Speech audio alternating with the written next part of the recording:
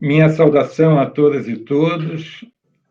Vamos conversar sobre o artigo Neoextrativismo e Autoritarismo, Afinidades Eletivas. Esse texto foi elaborado a várias mãos e mentes por 5 membros do coletivo de pesquisa Desigualdade Ambiental, Economia e Política, a saber, Raquel Gifone Pinto, da Universidade Federal Fluminense, Juliana Neves Barros, da Universidade Federal do Recôncavo Baiano, Fabrina Furtado, da Universidade Federal Rural do Rio de Janeiro, Wendel Fischer Assis, da Universidade Federal de Alagoas, e mais este que vos fala, Henri Axelrad, da Universidade Federal do Rio de Janeiro. Esse texto teve origem numa mesa redonda realizada no Encontro Nacional da Ampox de 2020, quando discutimos, numa perspectiva multidisciplinar das ciências sociais aplicadas, o modo como as formas de apropriação do espaço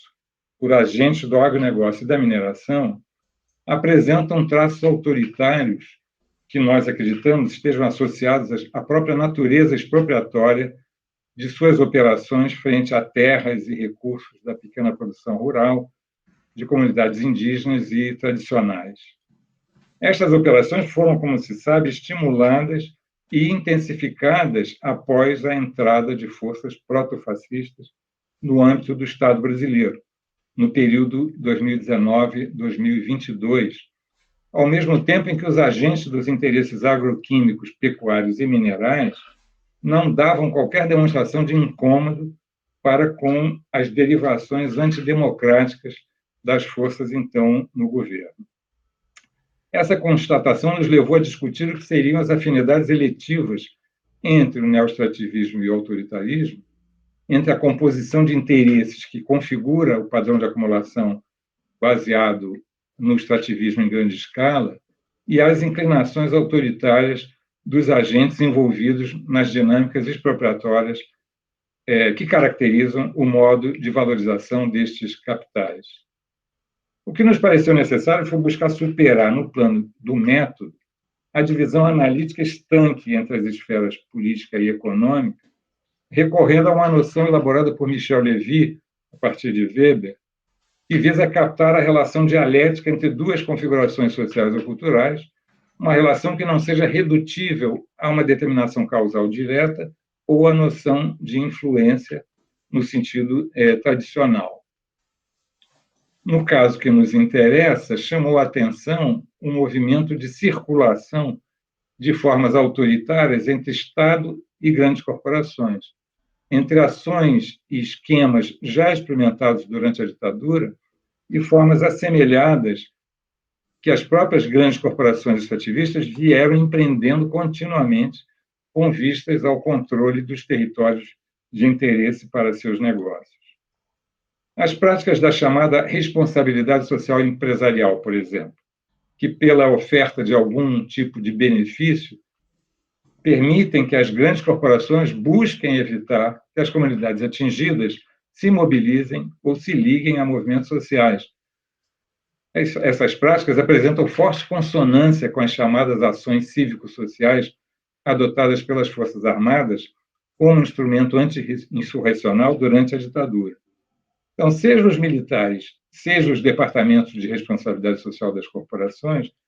o que se busca através dessas estratégias é fazer ver como um favor prestado às populações aquilo que é delas um direito constitucionalmente assegurado, seja nas áreas de saúde ou educação.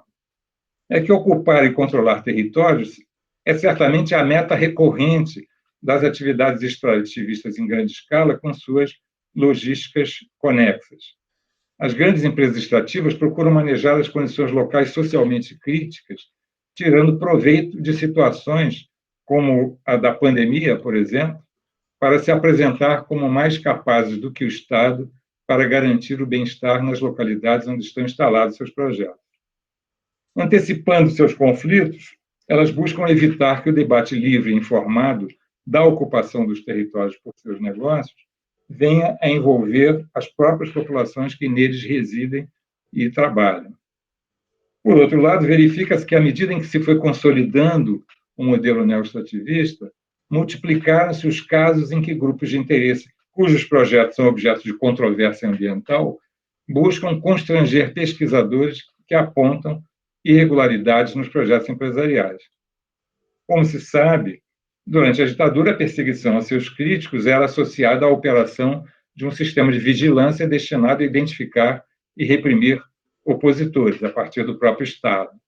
Após o fim desse regime, atos desta ordem foram incorporados por grandes corporações do setor extrativo. Entre estas, é comum, por exemplo, o recurso ao mapeamento do que consideram riscos sociais a seus negócios, aspas, ou seja, aqueles derivados da repercussão pública das denúncias de abusos associados às suas práticas. Há registros, inclusive empiricamente verificáveis, da adoção por grandes corporações de práticas de monitoramento de organizações e movimentos sociais considerados portadores de risco às atividades ou à reputação das empresas. Um tal tipo de prática teria se tornado, inclusive, uma espécie de serviço de consultoria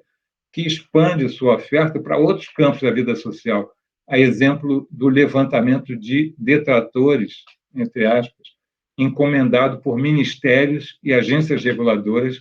na gestão do governo federal entre 2019 e 2022. O nosso texto discute, assim, a confluência entre autoritarismos de Estado e de mercado, atentando para os novos dispositivos do capitalismo ecologicamente modernizado, da linguagem antipolítica do liberalismo autoritário e da relação entre neoestativismo e constrangimento da liberdade acadêmica. Estão todos, pois, convidados a ler o nosso trabalho e a discutir conosco a atualidade deste tema. Obrigado.